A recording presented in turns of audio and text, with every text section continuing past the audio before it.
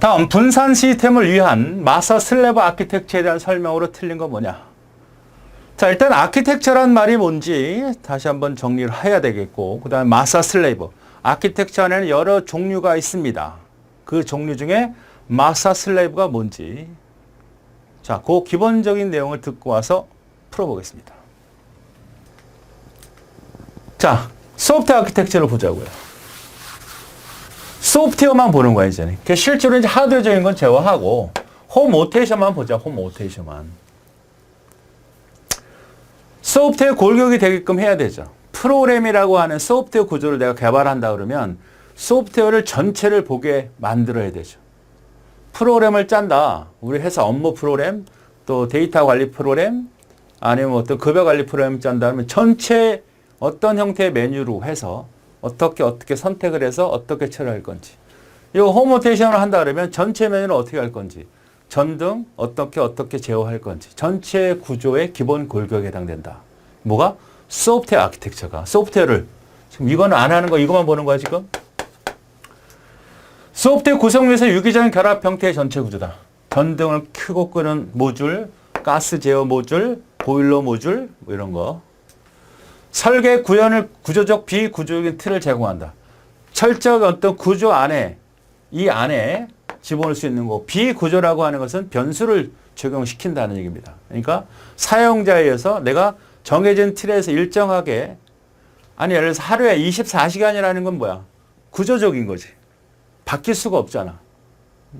내가 전기를 켜고 끄는 것은 구조적인 거지. 여기 메뉴가 정해져 있는 건 구조적인 거지, 이미. 비구조적이라는 것은 어떻게 돼? 그렇지 않다는 얘기잖아요. 그러니까 어떤 변수가 될 수 있고 변경이 될 수 있고 또 그 구조에서 약간 틀릴 수도 있죠.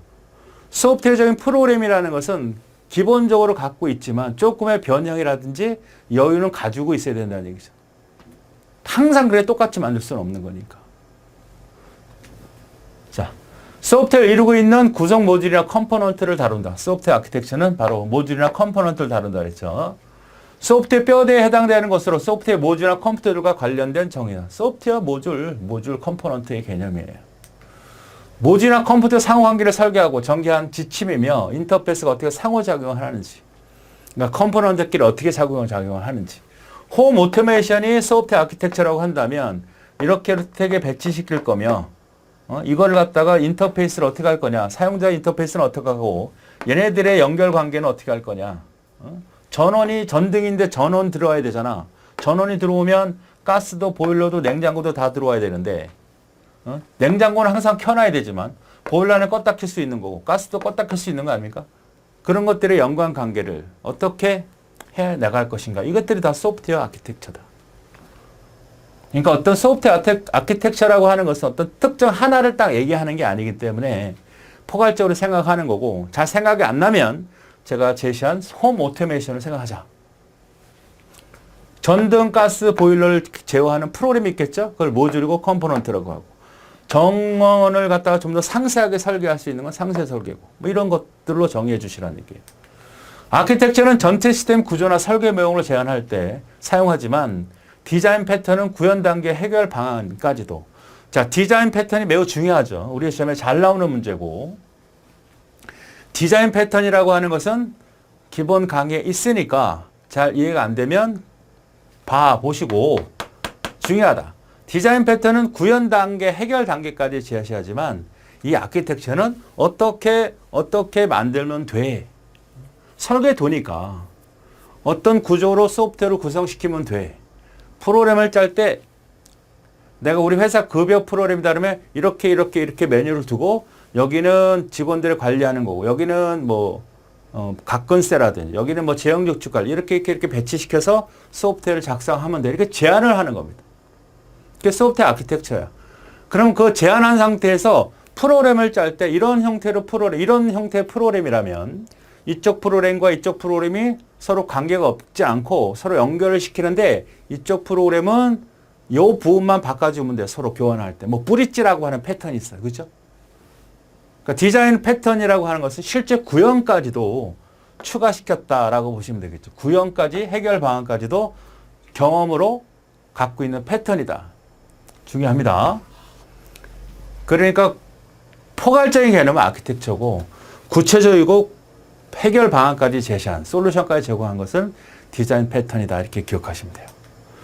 소프트웨어 구조를 비롯한 개발에서 요구되는 기능과 품질을 확보하고 이건 뭐 일반적인 얘기죠. 지속적인 개선이 용이하도록. 그러니까 구조라고 하는 자체가 소프트웨어 아키텍처 구조라는 자체가 왜 만들어? 그렇게 유지되도록 해야지. 그게 없다면 기준이 되는 게 없고 나중에 문제가 되었을 때 그걸 볼 수 있는 기본 틀이 없는 거 아닙니까?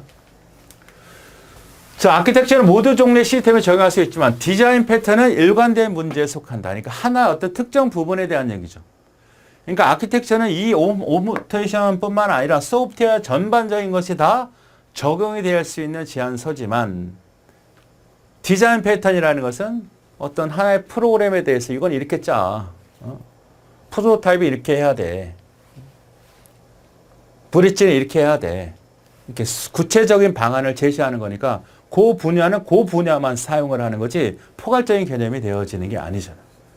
그래서 디자인 패턴은 일관된 문제에 적용을 한다. 반대로 쓰면 틀리겠지. 아키텍처는 일관된 문제에 적용되지만 디자인 패턴은 모든 종류에 적용할 수 있다. 이렇게 나오면 틀리잖아. 그렇게 정리를 해두시라는 거예요. 소프트웨어 품질 사항은 소프트웨어 아키텍처를 결정하는 중요한 요소로 작용을 한다.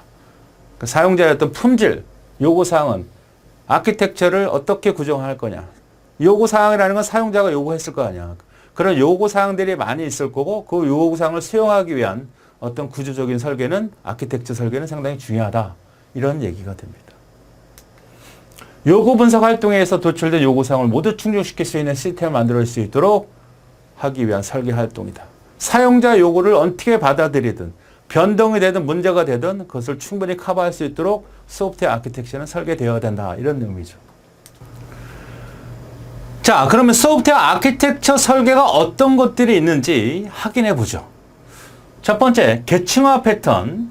두 번째, 클라이언트 서버 패턴. 이런 것들이 다 소프트웨어 아키텍처 모델이에요. 그래서 설명했을 때 뭐냐, 또 설명한 것이 잘못된 설명이 뭐냐 이렇게 찾을 수 있어야 됩니다. CPU를 얘기할 때 혹은 데이터베이스를 얘기할 때 CPU 같은 건 어떻게 돼? 하나의 CPU가 두 개 있어. 얘를 주로 주고 얘를 종으로 줘. 우리가 CPU라는 것은 우리가 컴퓨터에서 처리되는 프로그램 크게 딱 두 가지죠. 하나는 뭐죠? 연산하는 거잖아. 하나는 입출력을 하는 겁니다. CPU는 중앙처리 장치고 컴퓨터에서 처리되는 걸 갖다가 이것저것 다 모아서 분류하면 딱 두 가지야.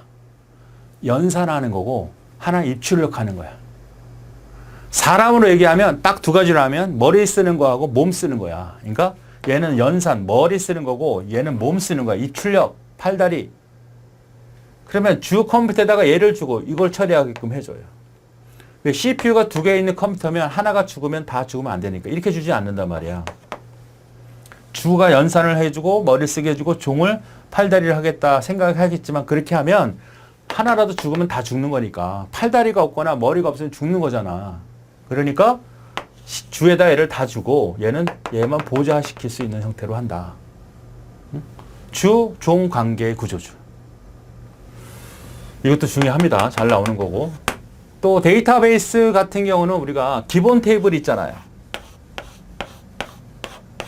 DBA가 관리하는 기본 테이블이 있다고. 그러면 일반 사용자들이 이거를 접근해서 쓰죠. 접근해 쓸 거 아니야. 그럼 여기 있는 것들 얘도 섞어서 수정하거나 지워버리면 안 되잖아요. 그래서 뭘 해줍니까? 기본 테이블은 DBA 관리자만이 접근하고 수정할 수 있고 여기 있는 걸 내가 필요한 내용을 가져와서 뭘 만들어? 뷰 테이블을 만들어. 뷰 테이블. 그러니까 기본 테이블은 아무도 못 건드려. 단지 거기서 읽어와서 내가 필요한 부분만 가상적으로 만들어진 그런 기억 정소 테이블을 뷰 테이블이라고 하는데 이걸 이용한단 말이야. 그랬을 때 얘를 뭐라 해? 이걸 주라고 하고 얘를 뷰 테이블을 종이라고 할 수 있죠. 마스터 슬래브라고 할 수 있다는 얘기야. 그런 맥락에서 보면 마스터와 슬래브는 즉 작업을 분산하면 슬래브가 처리된 결과를 최종 결과 계산하는 패턴이다. 이런 얘기죠. 그러니까 마스터가 주종의 개념이야. 마스터는 작업을 분리하고 슬랩은 분리된 작업을 분배하고 결과를 계산하는 역할을 한다. 그러니까 주종의 개념을 기본적으로 갖고 있는 거죠. 슬랩은 마스터 작업을 요청을 처리하고 처리된 결과를 되돌려주고, 마스터 데이터베이스는 원본을 가지고 있고, 그 다음에 슬랩 복제본을 가지고 동기하는 형태다. 요게 이제, 요 얘기가 되겠죠. 작업을 요청 처리하고 처리된 결과는 요거죠. 그러니까 CPU는 요 종 CPU는 내가 연산을 지원해요.